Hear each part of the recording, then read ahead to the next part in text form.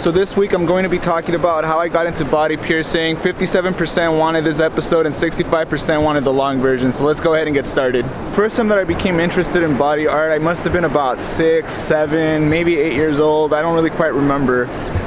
But I do remember that I was watching the news with my mom, and it was a Spanish news station. And I remember at one point, they usually had some weird taboo stuff that had to do with like the supernatural or witchcraft or the occult, aliens, some bizarre stuff, right?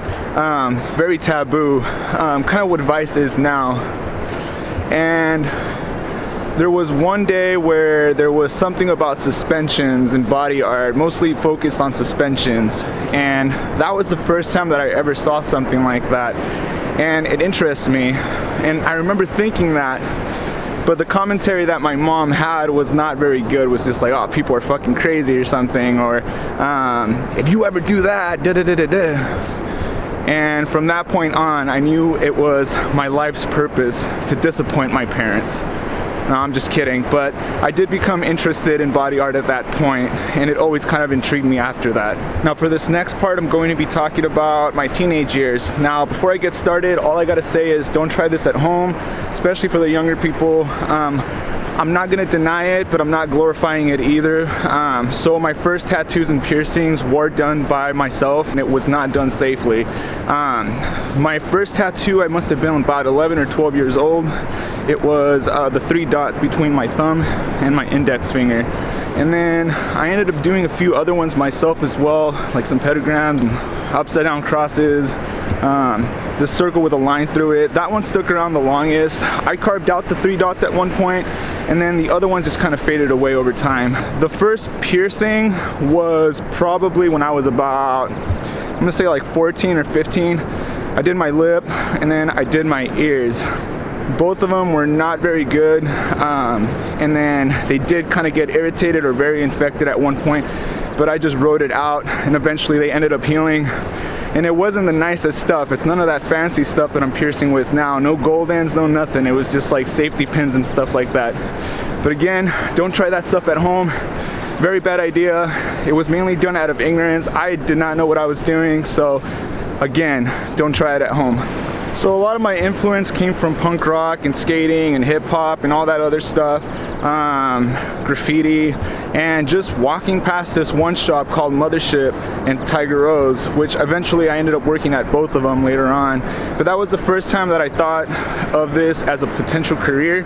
I didn't really know how to get into it or what it was or any of that stuff, but all I remember is just walking past those shops and that smell and the sound and the loud music, and I was very intrigued, and I always wanted to pop my head in there, but they didn't allow minors or something, or I was just very intimidated. But yeah, so that was my first exposure to that, and that's when I did think this could possibly be something that I could get into later on.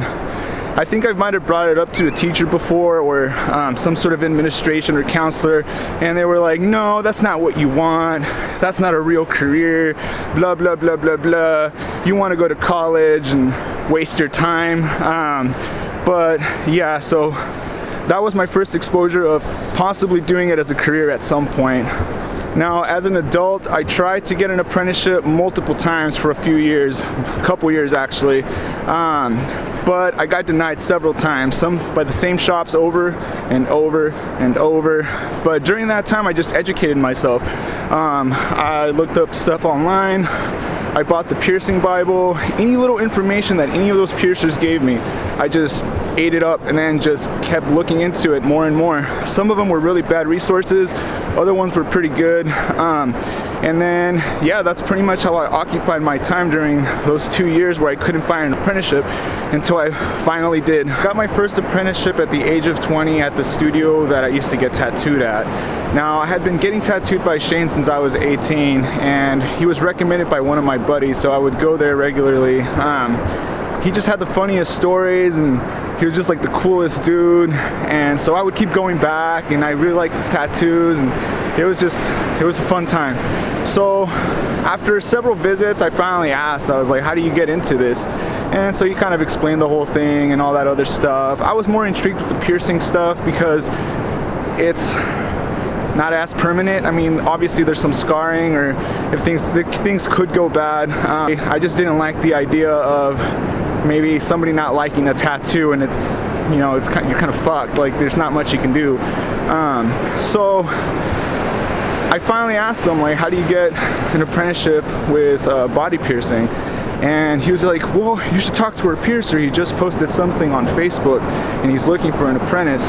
So I ended up hitting him up. I sent him a message. He wasn't there that day. He got back to me, and that's how I started my apprenticeship. Now, without going into too much details, it probably wasn't the best apprenticeship. Definitely wasn't worth 1,500 bucks. I basically paid 1,500 bucks to maybe, I don't know, poke a few holes, learn a few things I could have looked up online. Overall, yeah, my mentor wasn't the most ethical. He wasn't the most experienced in my opinion, but I don't really want to be talking shit. Basically, he just kind of took off with my money. However, it was a valuable learning experience. I should have listened to a lot of people, but I didn't, because I really wanted to get into this industry. So for all you people out there that are interested in becoming a piercer, make sure who you apprentice by. Make sure he's an ethical person. Make sure that he is experienced, or she. But yeah. So midway through my apprenticeship, things didn't go so well. The piercer kind of left the studio, so he was kind of bouncing around for a minute, and I just kind of followed. Some of the studios I don't think were too happy that he had an apprentice, so I had very limited times where I could get people in and do my thing.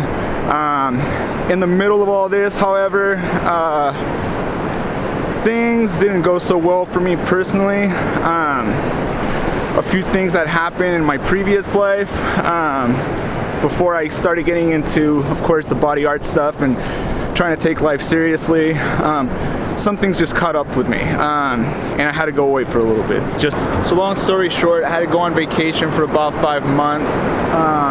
It's a long time, but the situation could have been a lot worse, because I was supposed to go on vacation for about 14 years. Once I got back from vacation, it took a while to get my life together, unfortunately, even though I came back with a completely different mindset, but it's kind of hard to adjust back to real life. So it took a minute, but eventually I ended up finding another apprenticeship. That one I just learned a few more techniques. Unfortunately, I felt like the person was kind of unethical as well, so things didn't really quite work out. After a few months, I just witnessed a few things that I didn't quite agree with, so I ended up leaving.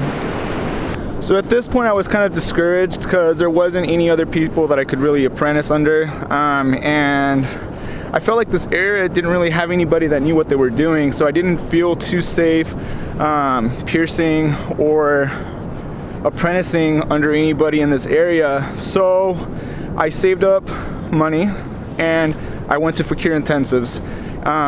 That was probably the biggest life-changing thing of my life, until this point even. I learned more in 5 days than I did in 2 years under 2 different apprenticeships when I went to Fakir Intensives. So if there's anybody out there that wants to pursue a career in body piercing, go to Fakir Intensives. You'll learn a lot there. So once I got back from Fakir Intensives, I got approached by a local studio. The piercer hit me up, and she was really intrigued by it. She was really impressed that I went out of my way to, you know, go to Fakir Intensives. Nobody in this area had ever done that before. So she just kind of hit me up and was like, oh, you know, what did you learn? How was it? Yada, yada, yada. And they really wanted to take me in or something, but they didn't have enough room. So she ended up hooking me up with another studio that one of her friends just recently started working at, and I guess she was pretty impressed of the fact that I went to Fakir Intensives too. So they wanted me to work there, and I was like, I don't know how comfortable I feel working just yet. Maybe she can supervise me. I kind of have some idea. I've had 2 different apprenticeships. I'm still not too comfortable. I went to Fakir Intensives, got some education there, but I'm not too familiar with what I'm doing yet. So I got supervised for about 4 to 6 months. The piercer there was kind of like, why don't you just pierce? It seems like you already kind of know what you're doing, you know, like. And one day I just finally did, and That was that. So that same year I ended up attending my first conference. It was 2013. That was a pretty life-changing experience as well. I learned a lot in the classroom and outside of the classroom. A lot of the peers that I talked to, I just remember, you know, talking to as many people as possible, absorbing as much information as I could, talk techniques, talk safety, talk pretty much everything. I met a lot of really good people. After that, it just became a thing, you know, just constantly trying to get as much information as possible, learning as much as possible, trying to meet up with as many people as possible. Yeah, so yeah, that's pretty much it for today's episode. I'm sure I'm missing a whole bunch of other things in the story, but if you have any questions, let me know. Maybe I'll make another video explaining gaps between the story. So yeah. So if you're not following me on Instagram, go follow me on Instagram, because I'm gonna ask what video y'all wanna see next. Make sure to like, comment, subscribe, all that stuff. I'll see y'all in next week's episode.